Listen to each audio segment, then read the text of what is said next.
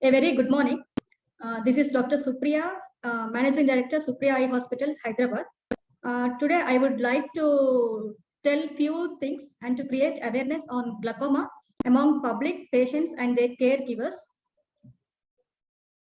Glaucoma is called as a silent thief of sight. So, glaucoma is nothing but because of raised intraocular pressure within the eye leads to damages the optic nerve, which leads to permanent and irreversible blindness. The sight or the vision which is gone is usually irreversible and permanent, and most of the times patients doesn't experience any symptoms. They doesn't experience either redness or pain, or even the loss of vision goes unnoticed, because in this particular type of disease, the peripheral field of vision is lost first, and the central vision is lost at the end when 98% of fibers are damaged. So that is why, unless the patient gets his regular eye checkup, and unless the doctor identifies the disease in early stages, the vision gradually gets lost, and the patient becomes permanently blind, which is irreversible. So that is why the glaucoma is called as a silent thief of sight. It is the name given to a group of related eye diseases where the optic nerve is being damaged. Yes, the optic nerve is pretty important within the eyeball because it carries all the signals from the eyes to the brain, and it carries all the signals that our eyes sees particularly to the brain. So that is why optic nerve is very much important within the eye.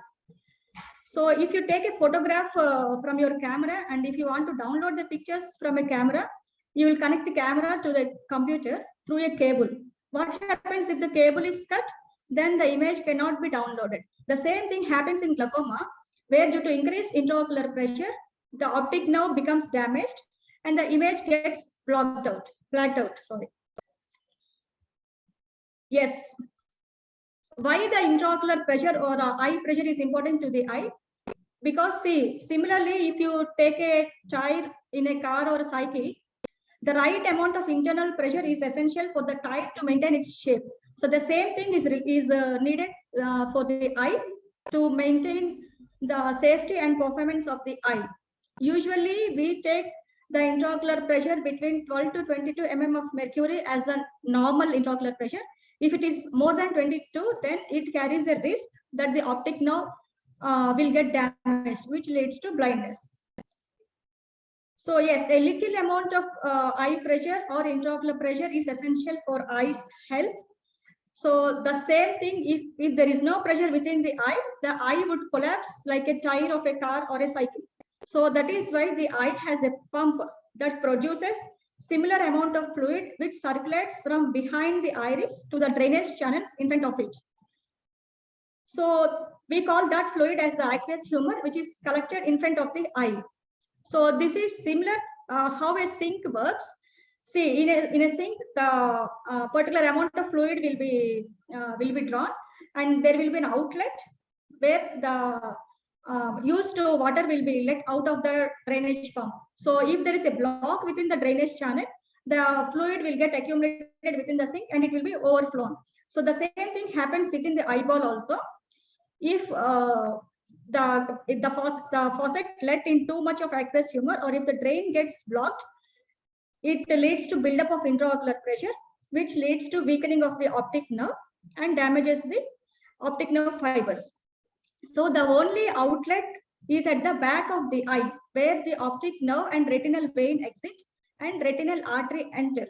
Since the eyeball is located in a bony socket, there is only much space for the eye to expand or bulge. So if the pressure builds up, at that point where optic nerve and retinal vein enter and retinal artery enter and optic nerve and retinal vein exit, so at that point, the eyeball has a space to enlarge, and beyond that, the pressure gradually damages the optic nerve at that point. So the area where the aqueous humor is located is called as the anterior chamber, which is a small area in front of the eye. So the fluid has a dynamic flow. It is produced in a smaller amount and drained gradually once the nutrients are replaced for the eye. The same way, if there is overproduction of fluid, or if the fluid is unable to drain, then it adds pressure to the optic nerve, ultimately damages the optic nerve and ultimately leading to blindness, which is painless and gradual most of the times. Yeah, most of the times there won't be any symptoms related to glaucoma. Unless 90% of the nerve is damaged, or unless 90% of the peripheral field is gone, and only when the central field is involved, then only patient comes to know that he is unable to see, or he is seeing some blackout things in his field of vision, something like that. Unless he approaches the doctor and gets his detailed eye evaluation only, and gets the intraocular pressure checked in periodic intervals, then only patients will come to be diagnosed as having glaucoma. In certain cases like angle closure glaucoma, certain patients may experience either blurred vision, or severe eye pain, or headache, or colored halos around lights, nausea, vomiting, and eye redness. And such patients, when they approach ophthalmologist, then if they check the eye pressure and see the angle status, then they will be diagnosed as having angle closure glaucoma. But these symptoms usually will be seen only in angle closure glaucoma patients or secondary glaucoma patients. But in primary open angle glaucoma, usually there won't be any symptoms related to this disease. Yeah, if we leave the patient undiagnosed, if the patient goes undiagnosed as having glaucoma, what happens, how the disease progresses is, initially in early stages, patient won't be having any symptoms and the vision remains normal. And once the eye pressure builds up without using any medications before diagnosing, then the optic nerve gradually becomes damaged, and patient will be experiencing blank spots in the field of vision. Still, if the patient is undiagnosed and still if the patient is not treated, these blank spots will be increasing and the optic nerve gets seriously weakened, and these spots will get bigger enough that the patient may experience sometimes the field of vision is lost. And as the IOP still increases and still the disease is progressing, then the optic nerve fibers die, which results in complete blindness, which is irreversible. Yeah, usually we have two different types of glaucoma. One is open angle and one is closed angle. In open angle glaucoma, usually the angle between the iris and cornea where the fluid is drained out, known as the trabecular measure, that angle will be open and there is no block to drain the fluid. But what happens is the drainage becomes less effective and slowly the pressure gets built up, which damages the optic nerve. In small set of patients where the eye pressure is within the normal range, but still the optic nerve becomes sensitive to even the normal eye pressure. That is called as normal tension glaucoma. So treatment is required even in such patients to avoid any more loss of vision. Okay, in closed angle glaucoma, what happens is the angle from where the aqueous humor gets drained out will be either too narrow or too or blocked, so that the drainage will be affected, and the aqueous fluid builds within the eye, which raises the intraocular pressure, which leads to optic nerve damage and leads to permanent blindness. So such cases also, if there is a family history of glaucoma, if the patient has a hypermetropic power, the power will be on the plus side, so such patients will be at more risk that they may develop angle closure glaucoma in the future. Yeah, how is glaucoma diagnosed? Routinely, for any patient, if they go for eye checkup, routinely the patient should get checked the intraocular pressure by using tonometry, and should check the optic nerve status using ophthalmoscopy after dilated evaluation. Yeah, but however, to be safe and accurate, and these 5 factors should be done to diagnose the glaucoma.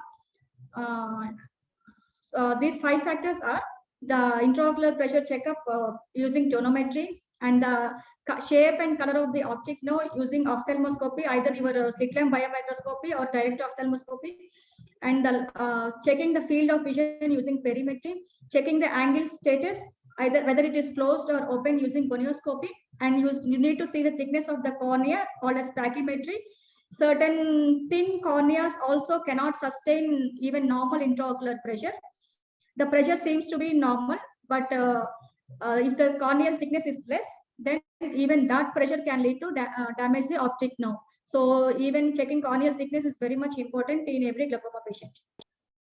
Yeah, why there are so many diagnostic exams to diagnose glaucoma? Because it is not always easy, and careful evaluation of optic nerve continues to be essential thing for diagnosis and treatment. The only most important concern is protecting your sight. So better to look at many factors before making a decision about the treatment regarding glaucoma. Since the glaucoma damage is permanent, it cannot be reversible. So that is why better to diagnose in the early stages and better to stop further damage either by using medications or laser treatment or surgery. In certain types of glaucoma in early stages, even glaucoma medications, either topical or oral form, can arrest the disease or can stop the progression of disease, and they should be used regularly. In certain types of glaucoma where the pathway is blocked, where the drainage pathway is blocked, we can improve the drainage pathway by creating a small laser within the iris, so which increases the outflow of the fluid and stop fluid blockage. Certain glaucomas in advanced stage where the intraocular pressure is not getting controlled either by medications or laser surgery, then surgery is recommended to control the intraocular pressure. And where the patients are progressing in spite of usage of medications, then such patients also require surgery to prevent further damage to the optic nerve. In this type of surgery, we create a new drainage channel for the aqueous humor to leave from inside to outside. Yeah, who are at risk of glaucoma? There are many risk factors for glaucoma. Usually patients above 40 years or above should get their periodic annual eye checkup, detailed eye checkup, including intraocular pressure and dilated ophthalmoscopy to check the status of the optic nerve. And people who are using either topical or systemic steroids for longer duration, such patients also will be susceptible for increased intraocular pressure. So a history of usage of topical or systemic steroids for long duration are at higher risk. And people with history of diabetes or hypertension also should get periodically.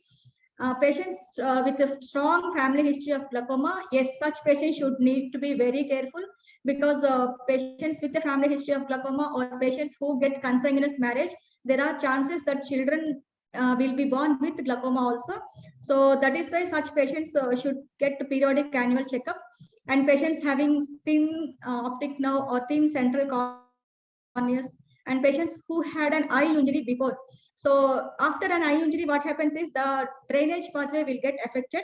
So such patients develop a type of glaucoma called as angle recession glaucoma. So all these risk factors, people with these risk factors should get their eyes periodically checked and rule out glaucoma. And it is not that if the patient is ruled out that he has no glaucoma this year, it is not that next year he may not develop, nothing like that. So he can develop at any point of time. So every year annual checkups are very important to rule out this disease particularly. Yeah, glaucoma in a nutshell is nothing but it is a disease where due to high intraocular pressure leading to optic nerve damage, which leads to visual field loss and which is permanent and irreversible. So should keep in mind that people above 40 years of age, or people who are myopic, or people who are diabetic or hypertensive and have been using steroids or long term, and with a family history of glaucoma, should get their eyes checked without fail every 6 months to 1 year for the entire life. If you're a non-glaucoma patient, then use the medications as prescribed by your ophthalmologist regularly and get your eyes periodically checked every 6 months, and every 4 months you need to check your intraocular pressure. And you should take your family members also for eye checkup, as glaucoma is hereditary. Vision lost cannot be regained, but further loss can be stopped by appropriate treatment. So prevention is better than cure, as we all know. So timely diagnosis and appropriate treatment are the key to glaucoma prevention. Thank you.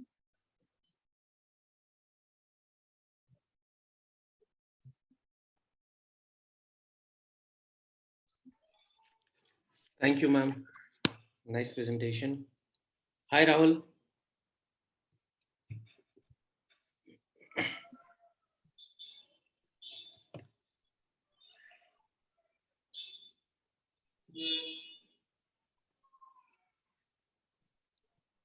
Rahul is in mute.